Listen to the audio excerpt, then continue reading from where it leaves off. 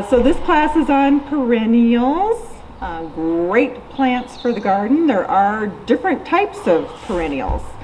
So the first thing we have to make clear, so there's annuals and then there's perennials. Annuals are those plants that one season, you're getting one season out of those. So here's an example of an annual. So this is not going to take our winter at all, but it loves our summer heat, it loves going into the fall. But as soon as we get that first frost, what's going to happen to this plant? It's going to keel over, not to be seen again. So throw it away, pull it out of that pot because it's not coming back next year. So an annual is those plants that only do one season. They're going to give you everything they've got that season. They're going to bloom their little hearts out if they can, but they're only going to do it one season. So annuals. Perennials, well, the other one is a biennial. So biennials are those plants that they're going to live 2 to 3 years, and they're really cool when they're living those 2 to 3 years, but then they're done. But the great thing about biennials is a lot of times they throw out seed. So this is Nurembergia, or purple robe is the other name for it. I have grown this in pots and different things around my yard. And like 2 years later, I'll find these coming up all over the yard. So it's a great little plant. It'll come back 2 to 3 years in a row. It will also cast seed, but that would be a biennial. Another good biennial is parsley. So parsley will grow in your yard 2 to 3 years, and then it's like, okay, I'm done. A lot of times if you let it go to seed, you'll get more parsley coming up. This is another one. I have it coming up kind of all over the backyard, and I'm like, oh, we didn't put it there, but it's coming up. So biennials quite often cast seed, and they live for 2 to 3 years, but that's about their lifespan. Snapdragons. Snapdragons are another one that does that. Sweet William, the little dianthus, is another one. Dianthus is a great one. It lives 2 to 3 years, but then it kind of is done, and some people go, well, what happened? It was so happy, it was so pretty, and then it's gone. Well, it was just a biennial, but they certainly have a place in the yard. And then you have woody perennials. So woody perennials are those plants, and they can actually be shrubs, it can be trees. Those are those things that go dormant. So this is a barberry. It would be an example of a woody perennial. It's going to go dormant in the wintertime, but it's going to keep its branching structure. So even though it doesn't have a single leaf on it, it's still going to have some, you can see where the branches are. That's a woody perennial. The last type of perennial is an herbaceous perennial. Herbaceous perennials go all the way back to the ground, and so you don't even see where they were. So this is an echinacea or coneflower. This is a really good example of a plant, a perennial that's going to just bloom its little heart out all summer. As soon as we get cold, it's going to go, I'm kind of cold, I'm done, I'm going to sleep. So it goes to sleep in the wintertime. You won't even really know where this plant is. It's going to go completely dormant back to the ground. Doug's getting a few more chairs. So the herbaceous perennials are those ones that go to the ground, and a lot of times you forget where they even were. So my little tip that I always give people, especially if they're new to perennial gardening, is mark where you put that perennial. I don't know how many times I've had people go, well, I had all these perennials and my gardener came up, they started to come up in the summer or the spring, my gardener thought they were weeds and tossed them. Because a lot of these perennials, until they get a little more maturity to them, they do kind of look like weeds. And it's hard to go, is that a weed? Is that a perennial? What was that? So a really good tip is just to mark it. Because if you don't, you have a very good chance of losing that perennial because you don't remember where it is, you think it's a weed, your husband thinks it's a weed, and you're popping it out of the ground, and then you start going, well, I thought I planted a bunch of things there last spring. What happened to them? So always a good idea to mark. The other important thing about perennials is winter time. It is really, really, really important that you water those perennials in the winter time. Do they need a lot of water? No, they don't. But a couple of times a month would be hugely important because we are so dry here in the wintertime. We can go really long stretches without any moisture at all. And if you don't get moisture on those roots, what are they going to do? It's going to kind of shrivel up, and then spring comes and you're like, well, where's all those perennials? I spent money on them. Where are they at? Well, they needed some moisture. And a lot of times people think, oh, well, it snowed. Well, do you know it takes 6 inches of snow to create an inch of water? So a lot of times we don't get really heavy snows here. So you've got to give them some moisture in the wintertime. The other thing about perennials that is really important is feeding them. So there's a couple schools of thought. I like this one. I think we've talked about this before. This is the one that we've put together. This is a great meat and potato. It's going to feed them for a really long time. So it slowly breaks down in the soil, so they're constantly getting some food. Perennials, especially in the spring and summer, if they're blooming, you want to get them some food. They're hungry. They want to eat. The other one we have is the flower power. So this is great for perennials that should be blooming all summer, but for one reason or another went, I'm tired. I'm just going to sit here and be green for a while. Well, they need a kick in the pants is what they need. And they need some phosphorus. That's what encourages blooms, is that phosphorus. And that's that middle number in your fertilizer, nitrogen, phosphorus, potash. Phosphorus is what creates your blooms. So you really need those plants you want to keep blooming. You've really got to hit them every once in a while with the flower power. The other question I get a lot is, a lot of people put their perennials in the ground, and the question is, can I put them in a pot? Of course you can. Perennials grow quite nicely in pots, and I've grown quite a few for many years. And I like to mix my perennials and my annuals in a pot, and there's no reason you can't. And the nice thing about the perennials is it's going to get a little bigger every year, going to be a little showier. So maybe your second or third year, you don't really need to throw any annuals in there because your perennial is doing so nicely.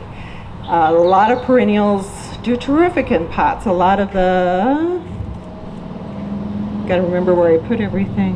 I lost track. I brought it all up here. Can't find it.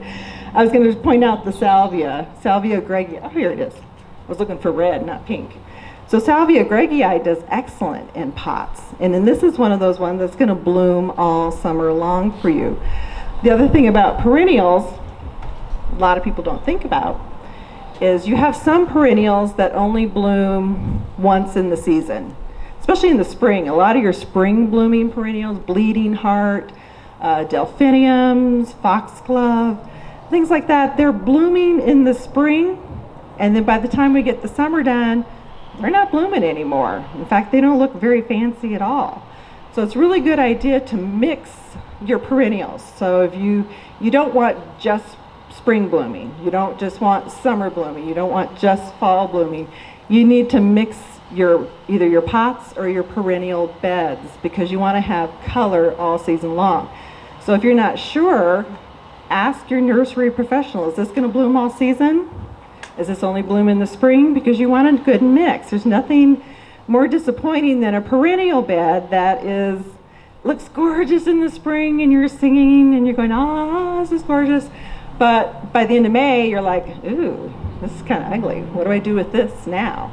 So mix your perennials. It's very important to do that. So find out, is it spring blooming? Is it summer blooming? Is it fall blooming? You want to know when it blooms so you know when to put it, where to put it out in the yard. The other thing to think about is height. There's a seat here. A lot of our perennials start out really cute and small. So this is Agara. See how cute it looks right now? You know what this is going to look like next year? It's going to be really tall and big. So it's very important to find out the mature height of your perennial, because you want to place it in the proper place, either in the yard or in a pot. Because if I put this way in the front of my perennial bed, it's going to look really cute this year, but next year it's going to start blocking other things around it. So you really need to find the final height of your perennials and put them in the proper place in your yard. The other thing to think about when you're doing a perennial bed is your moisture requirements. So if you have a spot that's just hot and dry and sunny, and you know it's going to take a beating, here comes the wind. You want to make sure you're grouping those plants together that like the heat, that like a hot, dry, sunny spot. You're not going to be wanting to mix heuchera. So this is a little bit more of a shade perennial. You're not going to want to put that hot, dry spot, and it needs more moisture. You're not going to want to stick it with a salvia that likes the heat and the dryness. So you need to find out the requirements of your perennials as well. Make sure you're mixing the ones that want the heat, that want the shade, that want the moisture, that want to be dry. If you've got a really great perennial bed of sedums and that type of thing, you're not going to want to throw something in there that's really going to want a lot of moisture. So keep the moisture requirements and the light requirements the same for those guys. So we were talking about things that bloom early, things that bloom late. Of course, I don't have any things that bloom early right now, but this is agastache. This is a great heat-loving perennial, so it's not going to bloom until we get really warm. So usually into May, June, July, that's when this starts blooming. And the other thing with this guy is it gets really big too. So it's not, this is when you want to mix in with those early spring blooming ones, but it likes the heat, so it's just going to kind of sit there until it gets hot. But once it gets hot, it really starts blooming and does an excellent job. It's a great plant animal resistant. If you have problems with javelina, if you have problems with bunnies, I don't know about pack rats, they're a whole other critter. But agastache is in that herb family, and it's one that the critters really, really stay away from. But it likes a nice hot spot. It can go into those hot places. It can go up against a reflective wall, or your house, or those brick walls and everything that everybody has up. So the other thing about this guy, so say you're in Groom Creek. So I guess I should go over zones a little bit. So Prescott proper, kind of where we are at right now, is technically a zone, USDA zone 6B, which means we get down sometimes below zero, but quite frequently to zero, those lower teen numbers. So we have a really hard winter. So that's technically.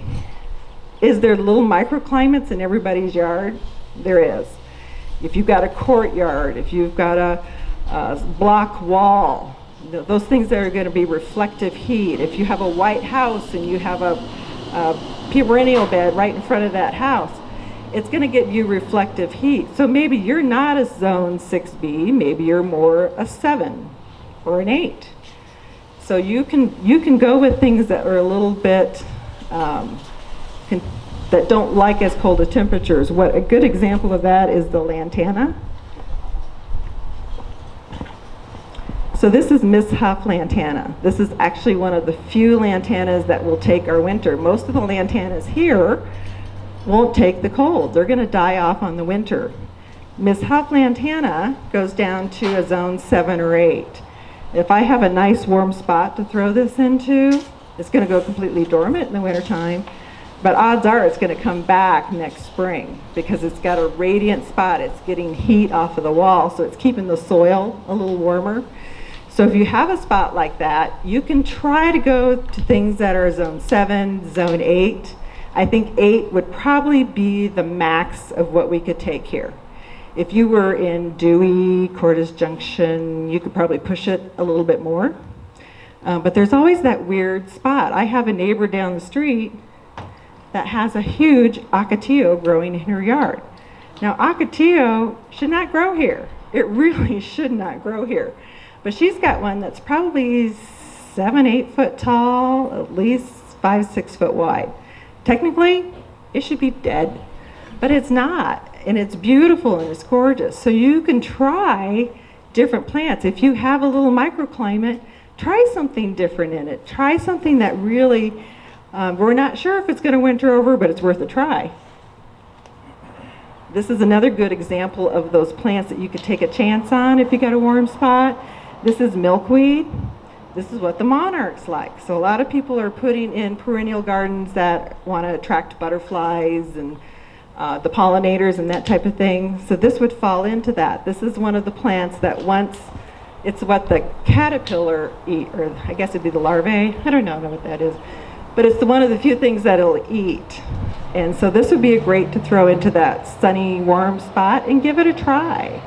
You know, there's no harm. A lot of people go, I don't want to put that in. I don't know. Well, we all take a chance in life, don't we? So it's fun to try some different things in your yard that may or may not. But if you've got a warm spot, try some things that go into zone 7, zone 8, and see how they do.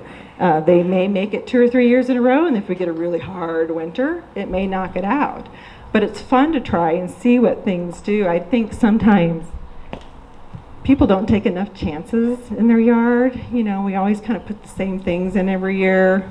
Oh, I always put geraniums in this pot. You know, try something different. I grew Gara. I don't know where I put my little Gara. I grew it in a pot 2 years ago, and it was a little tiny pot. I mean, it wasn't very big at all. And over the winter, I'm like, oh, I know that thing's not going to live. I just know it. But I'd water it occasionally, every once in a while. Well, by golly, that thing came back. And I thought, there's no way. It's too cold. You know, especially being in a pot, things in the ground winter over much easier than things in pots. And I just thought, there's no way. But it came back, and it's actually spectacular. Well, the Lain had chewed it down once, but now it's absolutely beautiful. So it's okay to take a chance on different things and try different things in your yard. That's what gardening is. It should be fun. It should be experimental, not just snoozer. I've done the same thing 20 years in a row. I'm going to do it again. So when it comes to perennials, the other thing we have to talk about is blooming. We kind of talked about blooming a little bit. We talked about the seasonality. Some things bloom in the spring, summer, fall. A lot of plants will rebloom. You just have to deadhead them. And this is a sage. This is a perfect example of a plant that will continue to bloom, but you got to cut these little spikes off. So when it's kind of done its thing and the spikes kind of look kind of dried on there, trim it back and feed it with the flower power. You will be amazed at how much it will bloom again. We had a bunch of these at the store that had just gone out of bloom, and they looked kind of ugly. And I was like, oh, do I discount them, trim them back? So we took the time, we trimmed them all back, and we fed them. They're gorgeous now. So a lot of these things will rebloom. Things like, yes? How far back? I usually just give them a haircut to where that bloom stalk ends. Just trim it to there. Catmint is another one that really pretty blue blossoms on it. It starts blooming really early. And a lot of people go, it just doesn't keep blooming. Well, trim it back, deadhead it, and it will. Another example of that is Gaillardia. Gaillardia is a great, if you got a hot spot, throw a Gaillardia in there. Also known as blanket flower. This is another one that's very animal resistant, and you can kind of tell it's animal resistant because if you feel the leaf, it's really fuzzy. So most of your bunnies and deer, they don't like things that have a real fuzzy or sandpapery leaf to them. But this is going to bloom, bloom, bloom, and then it's kind of going to go, and then it starts to put these, see this one right here? See how it's starting to go to seed? Well, you could let it go to seed and leave it on there, but that's going to inhibit it from blooming again. But if you let it go to seed, say we get to the end of September, October, and you're like, okay, I'm done. You can let it go to seed, and the great thing about this one is it will reseed. So if you have a nice perennial bed, next year you might get more of these coming up. If you just let that seed head kind of go fall, it will come back next year. The original plant will come back, but you'll also get seed germinating and coming back as well. Isn't this pretty? I saw this out there and I'm like, oh, that's gorgeous. But it's another example of one that's going to bloom, bloom, bloom. As soon as these blooms start to fade, you're going to have to trim it back. Feed it, it'll bloom again. Another great, this is Rudbeckia. This one's Sonora, oh, sorry, this one's Denver Daisy. There's Sonora, Denver Daisy. Some are bigger, some are smaller. But if you have critter problems, another great one to put, likes the sun. If you come up and feel the leaf, there again, it's really fuzzy, almost sandpapery. They don't like that. So I brought this up too as another example. Sometimes you have to be careful where you put those perennials. There are some perennials that are invasive. This would be a good example of it. If you have a lot of space or you're trying to fill in a yard, the Mexican primrose is terrific to put in. If you have a little tiny yard and a small perennial bed, don't put this in, because this is all you'll have left because it takes over. It grows from root, so it'll send out roots and come from roots. It'll drop seed, and you will have this coming up in your walkways and everywhere else. So be careful which perennials you put in. Make a decision. Is it going to get crazy and out of control? Then I probably don't want it in my cute little perennial bed. Is it okay for a container? If you put it in a container, is it still going to drop seed all over the place? Yes, it will. Okay, there we go. So her question was, if you put it in a container, is it still going to drop seed? Oh, yeah.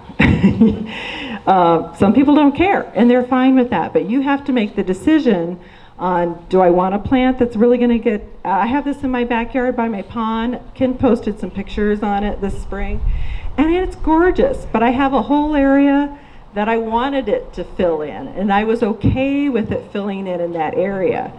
So be cautious about where you're putting your plants. Are they going to do what you want them to do in those spots?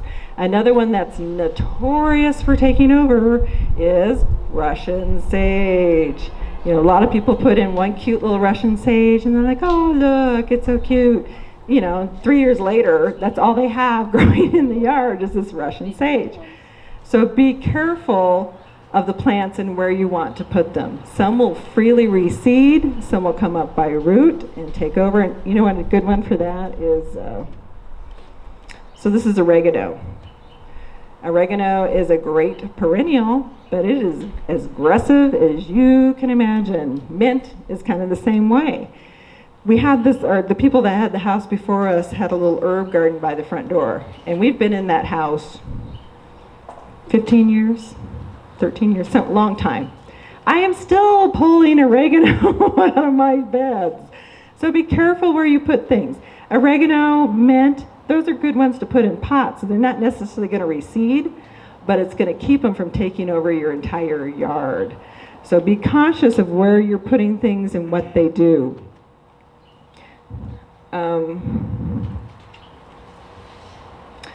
So this is a daylily. This is another example of those plants. We have to know how they behave. Some daylilies bloom once, and they're really pretty, and they bloom for 3 or 4 weeks, and they're gorgeous, but then they don't bloom again. This is Happy Returns. So this is a re-blooming daylily. So it's going to bloom more than just once in your yard. So if you're trying to look for some more color, there again, know the nature of the plant. Is it going to bloom once and I'm done? You may love the color. There's like a grape one down there that's spectacular, but it's not going to keep blooming. So if I put it by itself in a pot or in a cute little spot by the front door, am I going to be happy with it when it's done blooming? No, because it just looks grassy after that. So if you've got a whole bed and you want some different colors in there, by all means, you know, put a grapette daylily in there, because it's going to be spectacular when it's blooming, and you're not going to notice it so much when it's not blooming, because other things will be in that yard blooming. Ooh, how many of you guys ever grow society garlic? Yeah. So this is a really cool plant, another animal resistant, because if you were to smell it, it smells like garlic. It really does. The problem I did with this one year, we kind of made a mistake. We had it in a pot by the front door. And we just didn't think, what's that smell? And the UPS driver would come up and go, something smells funny. I'm like, I know, I can't figure out what it is. And this was actually in winter time.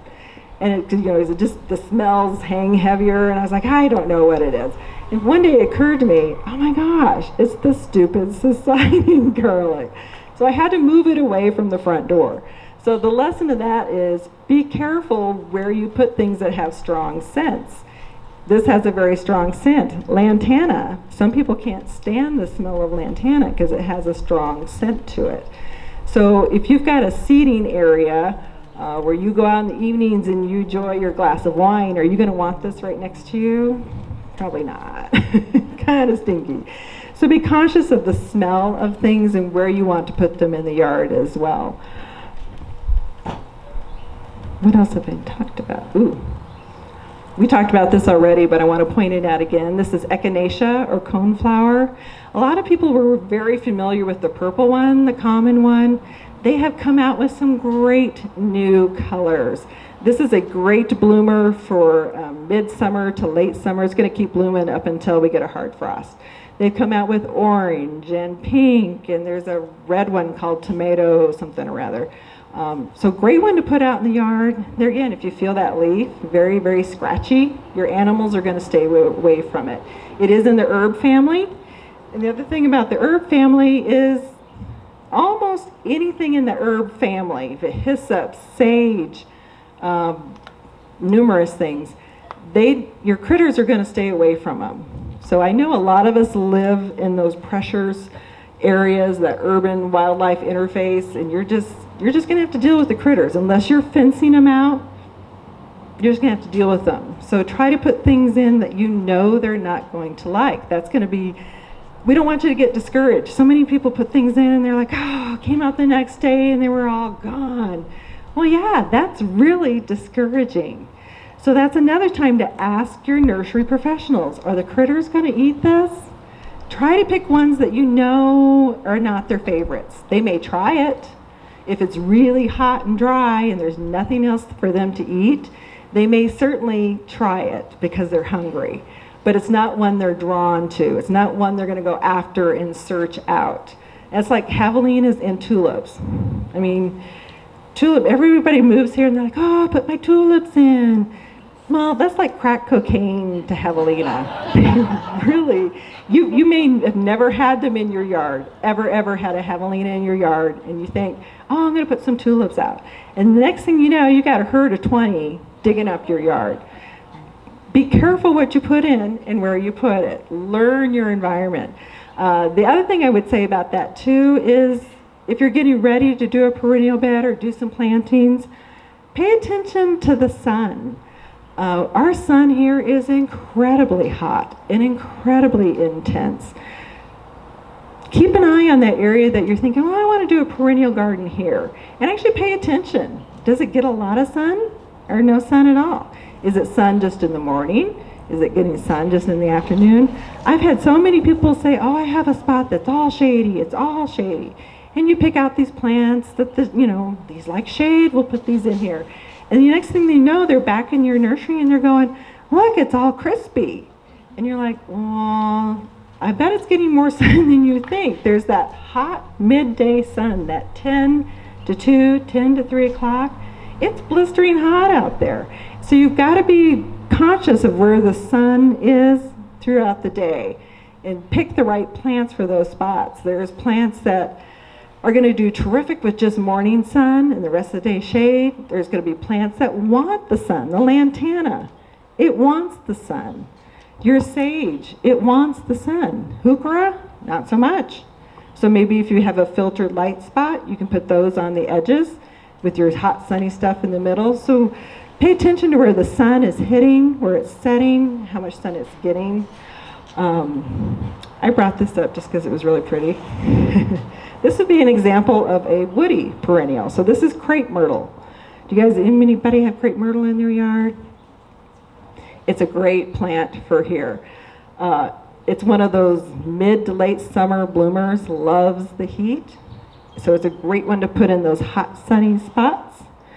But the thing about this guy is he likes the heat. He wants it to be hot. I've had more people rip these out of the ground come about March or April and they'll go, it's dead. I'm like, no, it's not dead. It was still sleeping. You just ripped it out of bed. It's going to wait till it's really, really hot before it's going to do anything. And you've got to be patient with perennial beds because some of these things, example would be the lantana, the rudbeckias, they want it to be really, really warm before they're going to do anything. So don't assume, oh, it's not growing, it must be dead. Be patient with your perennials. Some of them want the heat. They want the soil temperatures to be warm before they're going to do anything. So I think we get over anxious and we just think it's dead, and I would encourage you to always have patience with your perennials. Yes, sir? There's a lot that like the shade. You know, a lot of your ferns, columbines, heucheras, hostas do really great in the shade. You can even do your, there's actually some perennial fuchsias that can take our cold here, but need a shady spot. What else likes the shade? We have a whole section down in the perennial house that is just shade-loving plants. So, you know, a lot of people get discouraged because they think, oh, I've got too much shade, I can't grow anything. Well, there's a lot of really neat things you can grow in there. There's a clematis. It's a little clematis shrub bush that has little blue flowers on it. Very pretty. So there's a lot of things you can put in the shade, but there again, know your environment. Know what you want to put it in. So I'm going to touch just a little bit on soil prep. If anybody's ever tried to dig in the soil here, jackhammer, yeah, it's tough. We don't have nice soil. We really don't. Some parts of the town have heavy clay soil. Our whole backyard is just like a clay bog. I think I could make bricks out of it. It is just hard clay. When we lived out in Prescott Valley, we had a spot that was just like sand, and you'd go to water it. They're all going down. You go to water it, and the water would just run right through. It's like you didn't even water it. So know your soil type, because you're probably going to want to amend your soil. In those perennial beds, we definitely recommend getting some mulch into your soil. The mulch does a couple of things. It keeps the soil lighter, so it's not going to compact so hard, especially those that have the heavy soils. It's going to allow for some air into those soils, and your roots actually need some oxygen. They need some air. So it's good to lighten it up. And the other thing it does is it gets organic matter back into our soil. We really don't have a lot going on organically. It's just tough. And the other thing about our soil is it is very alkaline. So a lot of people move from the east or the south, and they're used to putting lime in their soils. You don't want to do that here. And the other thing a lot of people do is put their fireplace ashes in the soil. No, don't do that here, because we're very alkaline. Our soil's alkaline, and our water is alkaline. The other thing about our water is it's high in salt. So a lot of people use Miracle-Gro. Well, the thing about Miracle-Gro is it's very high in salt. So if you have soil and water that's high in salt and you add more salt to it, what are your plants going to do? They get really crispy and brown and black, and people are going, I'm watering it, what am I doing? It just looks horrible. Well, you're just adding to the problems that we already have. So we need to counteract some of our issues. So getting some good mulch in the soil gets us some organic matter back in there. Soil sulfur, I forgot to bring it back up, but soil sulfur is a wonderful addition to put in to modify your soils. And you only really have to do it once a year, but it's going to bring down that pH level. It's going to make us more acidic. The Waters all-purpose plant food has soil sulfur in it as well. So if you're using that consistently, that's going to help bring down that pH level. Very important here. A lot of things, if they're not really dynamic in their color, a lot of times it's because of our alkalinity. I was going to show you this one. So it's supposed to be a bright pink color. In my yard, just to show you how tough our soils can be, it is white. And you know why it's white? Because we're very alkaline. And it takes the color out of things. So you need to add that soil sulfur in there to help bring out those bright colors, those dynamic colors. Also very important in your fall coloring trees that you want to have that, your maples, your Bradford pears, things that should have a really dynamic fall color, but sometimes they don't. It's because that alkalinity is too high. You need to bring it back down. Soil sulfur, the all-purpose food are terrific for doing that. Watering, the mulch, once you get your perennial bed done, I always recommend top dressing with some mulch in there or the shredded bark. something that will help keep the moisture in those beds.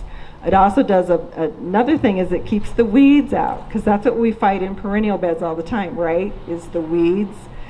So if you can top dress with some shredded bark or some mulch, it helps keep those weeds out of there so you're not fighting the weeds all the time.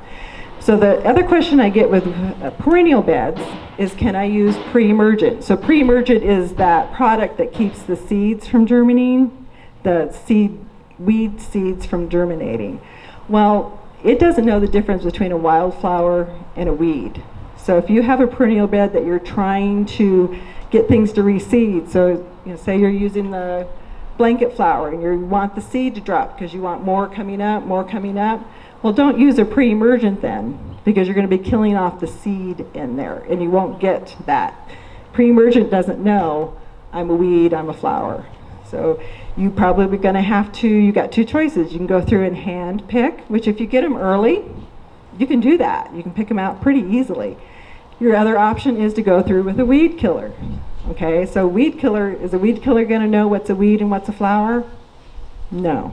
So you've got to be really careful if you're spraying a weed killer in your perennial beds, because it doesn't know, it doesn't care. It's going to kill whatever you spray it on.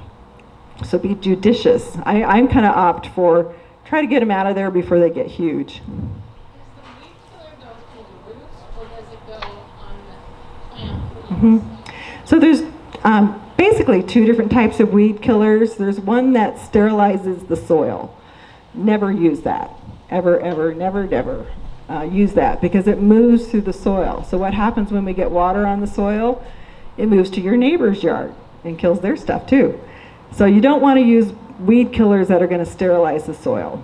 The other one is you spray it on the leaves. It goes down through the leaves and into the root and kills that way. That's a much better, that's your glyphosates. Ours is Clean Up. There's a few different brands out there, but you got to be careful where you spray it. Typically it doesn't move through the soil, but you still got to be careful what you're applying it. If it's windy, don't spray. If it's a tricky spot, go out with a piece of cardboard. You can kind of protect those ones you want to protect and spray the ones that you want to get rid of. But I would just urge caution in a perennial bed or perennial garden. Be careful what you're spraying. Is there anything I didn't cover? You guys have questions? Yes, ma'am. Can you grow a crepe myrtle in a pot? Because the deer eat my Yes. blossoms. Can I put it on my balcony instead? And what about the winter? Will it overwinter in a pot? So she's asking about crepe myrtle. Will it winter over in a pot? I would say yes. I have grown crepe myrtle. I've grown rose of Sharon. A lot of different things in a pot. The trick is get a pot that's big enough that's going to give you some protection. So things winter over better in the ground because they've got other soil around them. So that's keeping the soil the warmer. It's just got more protection. In a pot, it's not going to have that as much. If you grow it in a pot and you put it up on your deck, maybe in the wintertime, tuck it up under an eave. So it's not getting that brunt of cold on you, but it's a little protected. We grew a fig in a container for years, and figs are like zone 8. So they're really a little bit touchy for here. We threw it in a container. It did wonderfully well for several years. We would kind of haul it under the eave in the wintertime. And it did great until Vincent found it, my black lab, and he basically chewed it to pieces. But it did really good. So I think you can grow a lot of things in container. Crepe myrtle, definitely. But there again, be patient with it. In the summer, it's not going to leaf out real early, and you might think, oh, it's dead. And you just got to be patient and give it time, at least till the end of May, to see if it leaves out. So you can grow a lot of different things in pots. Just pick a pot that's big enough. And also in the wintertime, usually in the ground, we say twice a month water. In a container, I recommend you water once a month. So if you're going to winter things over in containers, water once a month for them, because they're going to dry out a lot quicker than those things in the ground. Yes, ma'am. We have two compost piles and amended dirt. We live up in the mountain club, and Sure. it's basically granite rock. Can I use the premium mulch? Can I mix that with my compost? So her question is, she has her own compost piles that she's been creating. She lives up in Mountain Club where I'm not sure they have soil. It's rock. It's rock. Her question was, can she use the premium mulch to add to it? Yes, you definitely can. Lighten it up. It'll lighten it up, keep it nice and light. You know what else you can put in it is the all-purpose plant food. Oh, I have that. And Yeah. I have the flower power. Yeah. I live by those. But you can put that in your compost pile, and it'll actually kind of help heat up your compost pile and get it going too. So definitely. Any other questions? Yes. Do you use all-purpose plant food 4 times a year and then flower power in addition to that? Does it matter when you use them in relation to each other? So her question is about the all-purpose plant food.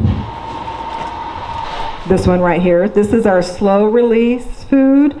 We do recommend you use it 4 times a year, spring, summer, fall, and winter, or winter. So we do recommend 4 times a year. This is supplemental. So this is every 2 weeks. This is for those things you want blooming. Yes, you can use it in your vegetable garden. It's not organic, for those of you that are organic gardeners. But it really helps keep things blooming. Even your tomatoes, your zucchinis, if they've taken a break, or your cucumbers, they're just not blooming, hit them with this and they'll start blooming again. This is an every 2-week product. Now, if I just put the all-purpose on, am I going to want to use this? That was kind of your question. I would give it some time in between. I wouldn't probably do both on the same day, just because I'm a cautious gardener. So I would probably give it a week or two, at least a week, and then use this. The other thing about fertilizers, whichever one you're using, try not to get it on the leaves of things, because you can burn. The all-purpose, even though it's slow release, you don't want to leave it. If you're casting it out in the middle of a perennial bed, sprinkle it down when you're done, because you don't want that fertilizer sitting on those leaves. It will burn it. It's made to be on the soil, not on the plant. If you're using the flower power, I recommend, try not to hit the plant so much. Try to get it to the soil. I know you can't always do that, but if you've watered through with this and you weren't able to get it to the soil, I would recommend to kind of rinse off your leaves after you've done watering, after you've done fertilizing, because we don't want to burn. Fertilizers are fertilizers. If we get them too heavy, they are going to burn, so we have to be careful. I'll mention this. I'll answer your question in a second. So this is Root and Grow. This is a great product for those new plants you've just thrown in the ground, because as we've discussed before, this is a tough environment. It's hot, it's windy, sometimes it's cold, soils are dry and tough. Root stimulator kind of gives them an extra little measure of help. It's got hormones in it that are going to encourage fine root hairs, and that's what you want, is those fine root hairs growing out, because that's where the plant pulls its food in from, and its water is from those fine root hairs. So using this, I think it says use for the first month. You can also use it on a plant that's struggling, that's stressed, and you're just going, I'm not sure about that. Give it some root stimulator. You'd be amazed what it can do just to gently encourage those plants. I'm going to ask her question first and then yours. Yes, ma'am.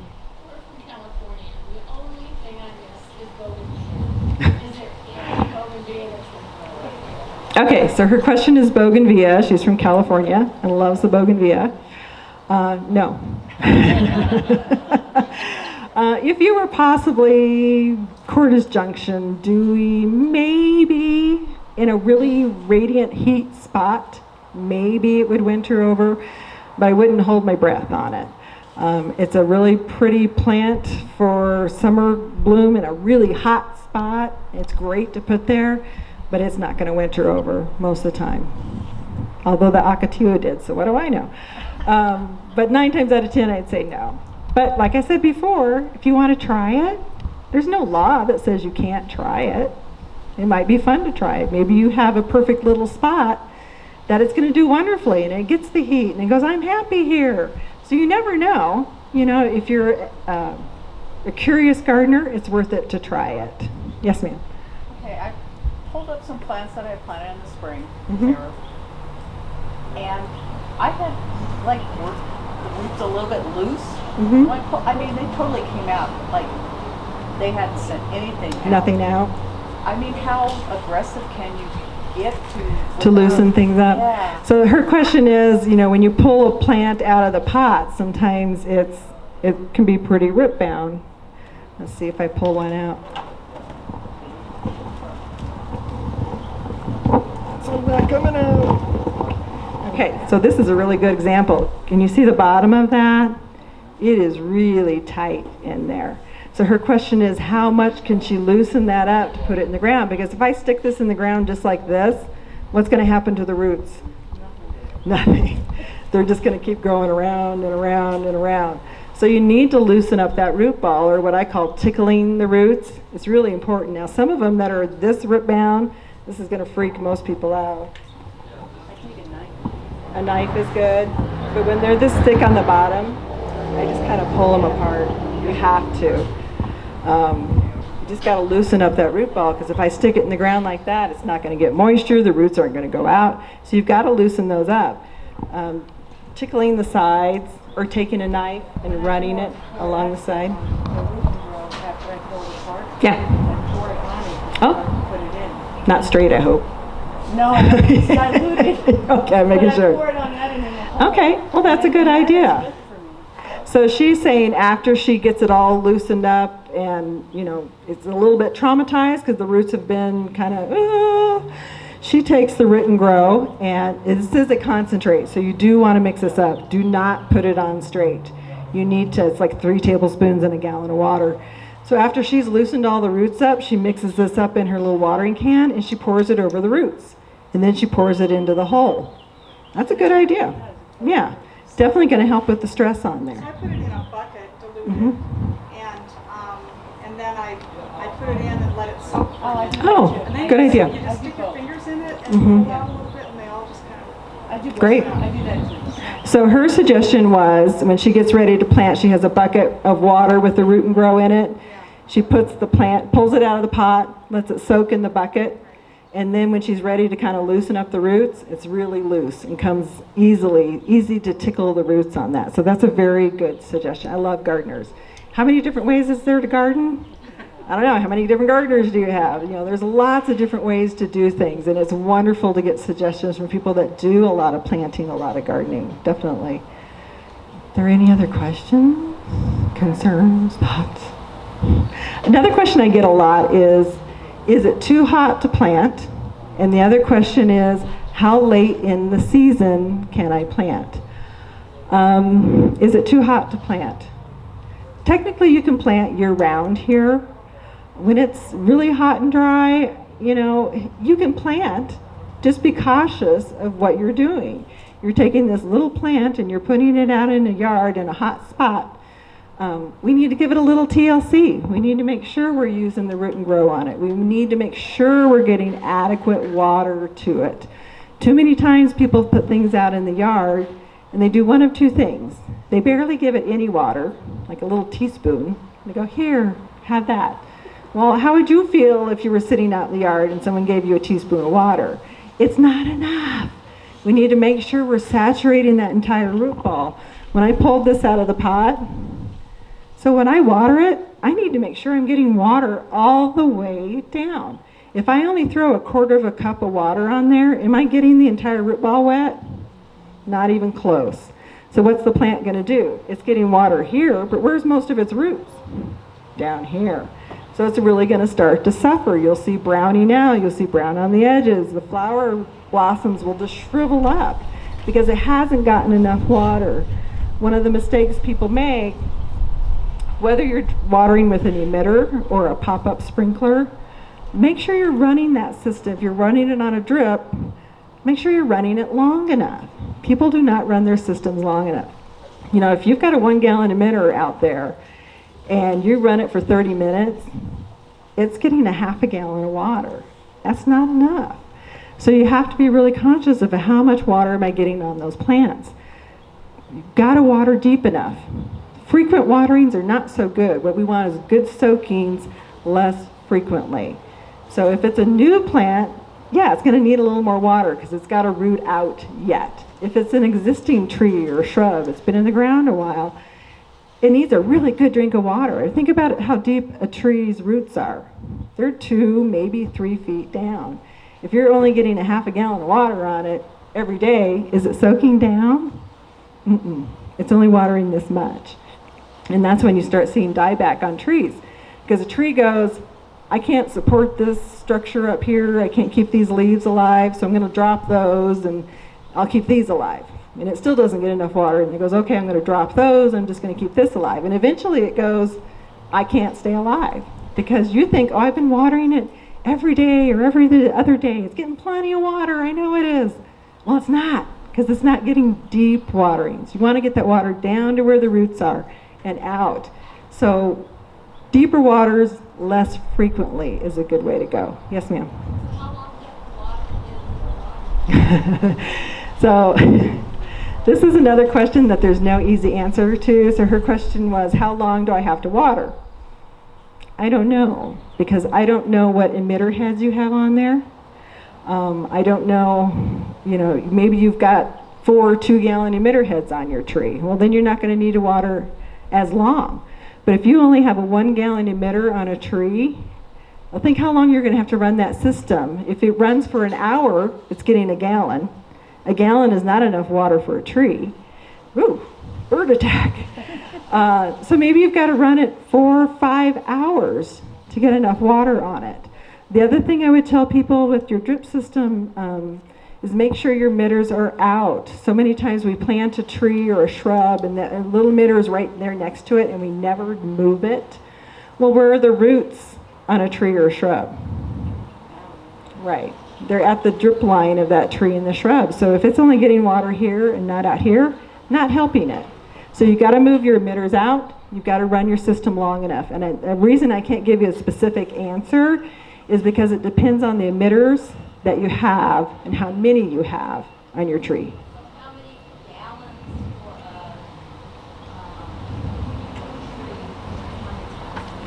a tree? Okay, so some of it depends a little bit on the tree. Some of it's going to depend a little bit on your soil. I can only give you suggestions. But a lot of time what I'll do is look at the tree and see how big it is. If it's a 12-foot tree, it's going to want, about 15 gallons of water. If it's been established in the ground more than a year, it's going to want about 15 gallons of water on it. If it's a 20-foot tree, it's going to want about 20 gallons of water on it. So the bigger the more tree, the bigger drink it needs. It doesn't need it as frequently, but it needs a really big drink when you give it a drink. Yes, ma'am.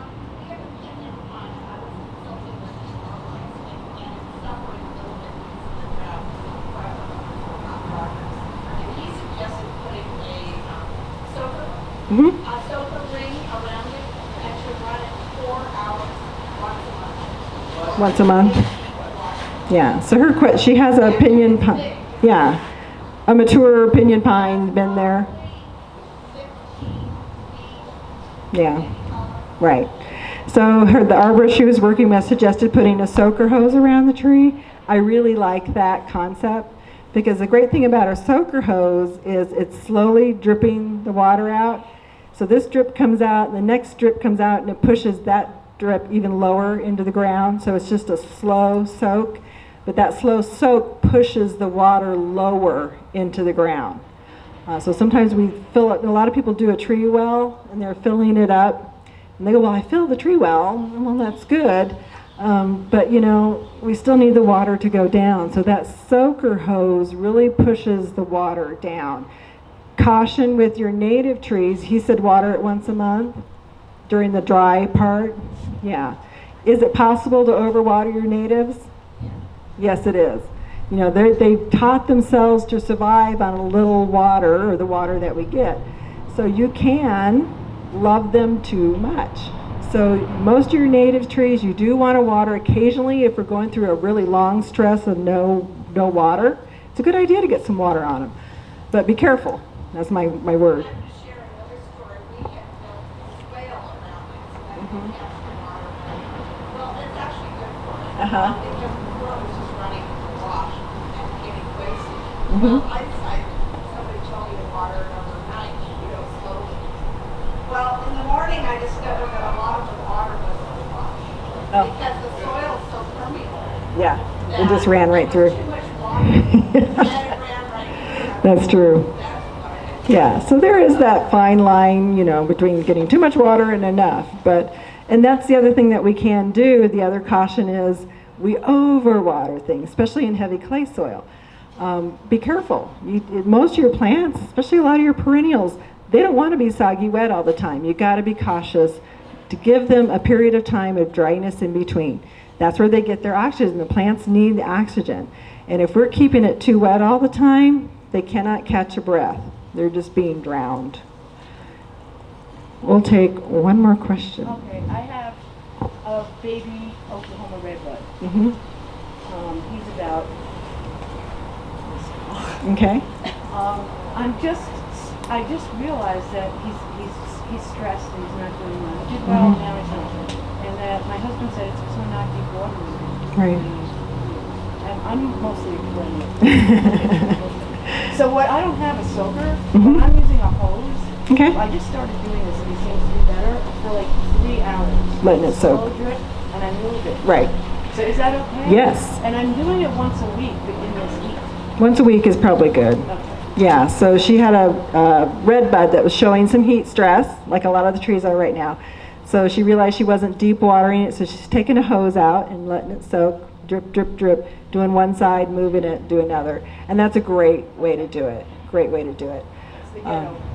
It doesn't matter. It's good. Sometimes the irrigation systems are not always your best friend because everybody, we have one system and we're trying to water, a perennial, and we're trying to water a shrub, and then we're trying to water our 20-foot red bud. Well, they all have different requirements. So if you're trying to water it all in one system, just not healthy. So sometimes on your bigger trees, take them off your irrigation and go out with a hose or put a soaker hose around them. He's small. Yeah, but his needs are different Yeah, from so mine's this. every 3 hours. Sure, It's probably sure, different. yeah. So we have a bunch of perennials that we got in. So this week we got 3 trucks in this week. So we have a lot of perennials in, a lot of really beautiful perennials. And I only picked just a really tiny selection of what we have.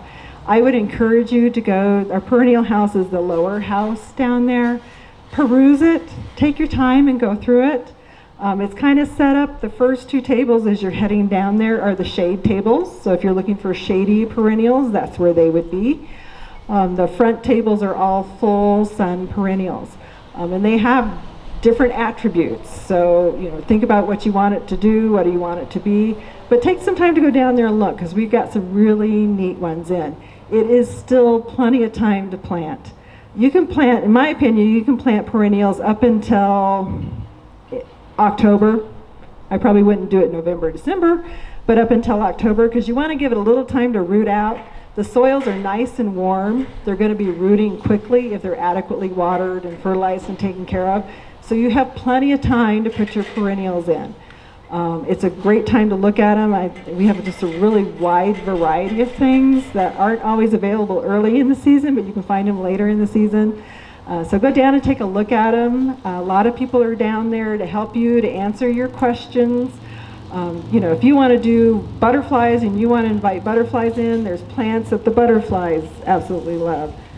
Scabiosa, because it's got the landing pad. So if you want to invite butterflies in, talk to one of us and we can direct you to those plants that the butterflies love. If you want hummingbirds, actually hummingbirds love this plant too. Things that have a tubular flower. So if you're trying to get the hummingbirds in, let us show you the plants. This is another one. This is a hummingbird magnet, let me tell you. They love this plant. So we can direct you to those plants that you want if you want to bring certain critters, not critters, but birds and butterflies and pollinators into your yard. We can certainly help you with that.